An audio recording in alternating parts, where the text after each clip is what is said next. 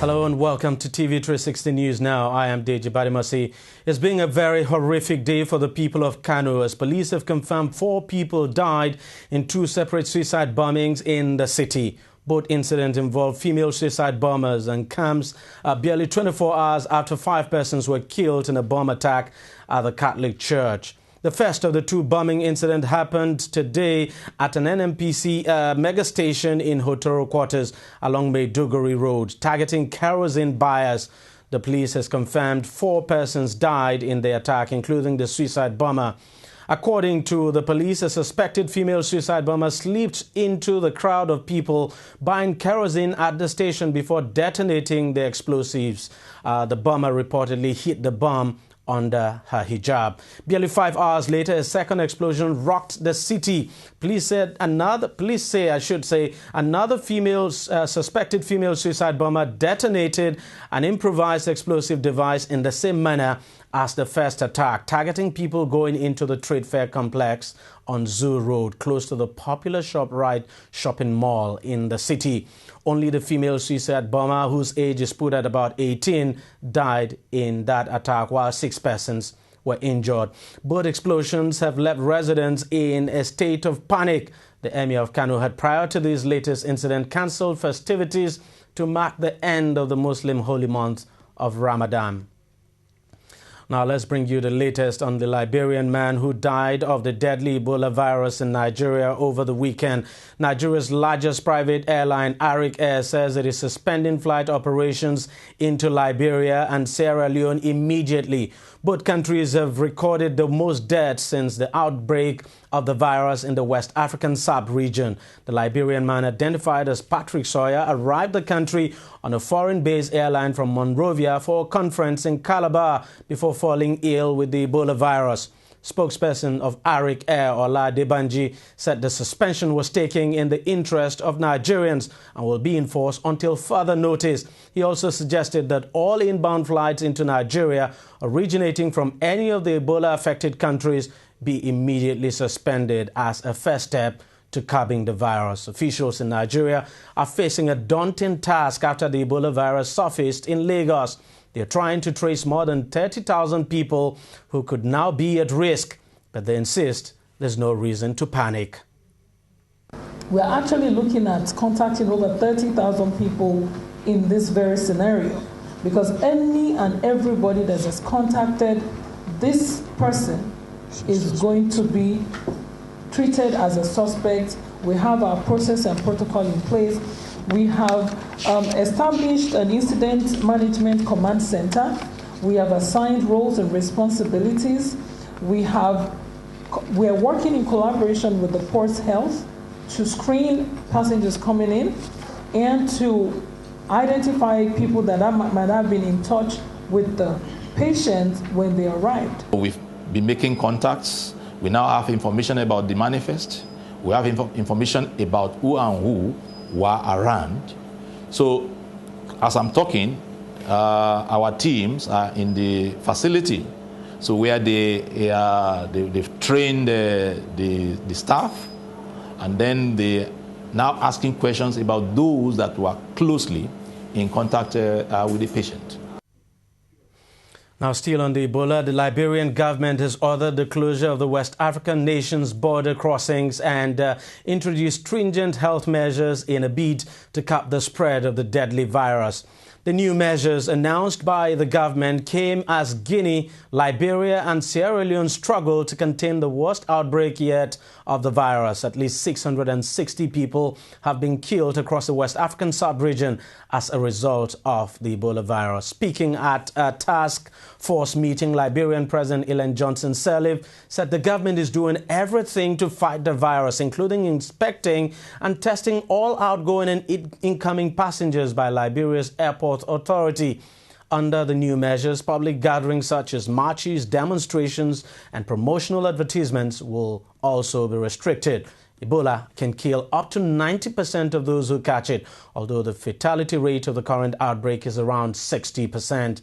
Highly contagious, especially in the late stages, its symptoms include hemorrhagic fever, vomiting, diarrhea, as well as internal and external bleeding. The outbreak has placed a great strain on the health systems of some of Africa's poorest countries. And now to Nigeria. Meanwhile, the Nigerian government says it has begun a nationwide media campaign to enlighten people about the Ebola virus and how to avoid it. Television and radio jingles in local languages are currently running, but it appears most Nigerians are not very enlightened about the virus and how to avoid contracting it. We spoke to some people on the streets of Lagos to find out what exactly they know about Ebola and its prevention. Here's what some of them told us. Have you heard about the Ebola virus? Yes, I've heard about it. Even I've watched it on TV. At least from documentaries, we've seen people that have been affected by the virus. And from what they said about it, even it's a kind of a disease that you can contact even through handshake. But for me, I have one belief that if our government could help us as in terms of campaign about it, sensitize people about it, I have the belief that it will just be a common disease like malaria and so on and so forth. For what I know, it can be contacted through that's human contact. To prevent myself from it, I believe I should avoid being, because I don't know who has the virus, so I try to abstain myself from physical contact as much as I can. I've seen it. I've seen one of two programs discussing that this Ebola disease and how it felt it killed seriously. So, and I heard that the sickness came from all these it's all over the African countries, especially it's coming over the Nigerian of recent. In as much as it came, it's transmitted by the animals. The best way to prevent it is to prevent it from animals living with human beings. That is the best way you can prevent Ebola disease. Animals living, especially those animals, something like monkey and all that, chimpanzee, preventing them or cure them to make sure that you prevent them, even if it is possible that if dog can carry Ebola disease, or even any animal at all, even if it is that is chicken can carry Ebola disease, it's better we prevent it from human beings. But human beings is more important than those animals. Well, quite shocking there how, the enlightenment about the Ebola virus is low. But let's turn our attention now to some politics. The All Progressives Congress, APC, has accused President Goodluck Jonathan of paying lip service to the conduct of free and fair elections in the country in 2015. The party said all the assurances so far given by the president have not translated into credible elections, but intimidation and harassment of the opposition in the country. Spokesperson of the party, Lai Mohammed, in a statement alleged that there were already signs of an impending rigging of the Osun governorship election. The party accused the Independent National Electoral Commission, INEC, of frustrating attempts by its members to obtain their permanent voters' registration cards. The party also alleged that the PDP has boasted that it would deploy the use of the military again to clamp down on the opposition in the Osun polls like it did in Ekiti State. Spokesman, however, called on President Jonathan to refrain from deploying the military for election purposes if there must be free and fair elections in the country. To other news now, the Federal Road Safety Commission, FRSC, has debunked reports that it had fixed a deadline for enforcement of the new vehicle number plate. The Commission, in a statement, dismissed reports that August 1 has been fixed as deadline for the new number plates and driver's license. It says no deadline has been fixed for a nationwide enforcement of the law. This is coming on the heels of media reports and online publications of a proposed plan by the FRSC to commence a nationwide clampdown on motorists from August 1, 2014 for non-compliance with the directive on the new vehicle number plate and driver's license. And now to the foreign scene. The United Nations Security Council has called for an immediate and unconditional humanitarian ceasefire in Gaza. An emergency session backed by a statement calling for a truce over the Muslim holiday of Eid al-Fitr and beyond. Both the Palestinian and Israeli envoys to the UN criticized the statement for different reasons. More than 1,030 Palestinians, mostly civilians, and 43 Israeli soldiers and 2 Israeli civilians have been killed since the region's crisis began 2 weeks ago. The UN Security Council called for a durable truce based on an Egyptian initiative under which a pause in hostilities would lead to substantive talks on the future of Gaza, including the opening of Gaza's border crossings.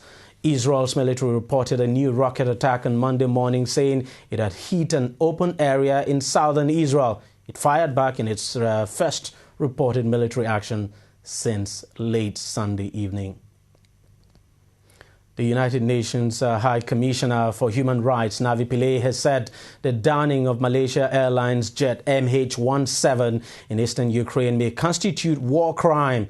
Pillay, who condemned the horrendous shooting down of the flight, which was en route from Amsterdam to Kuala Lumpur, demanded a thorough, effective and impartial investigation into the incident. She also added that effort will be made to ensure that anyone committing serious violations of international law, including war crimes, will be brought to justice, no matter who they are.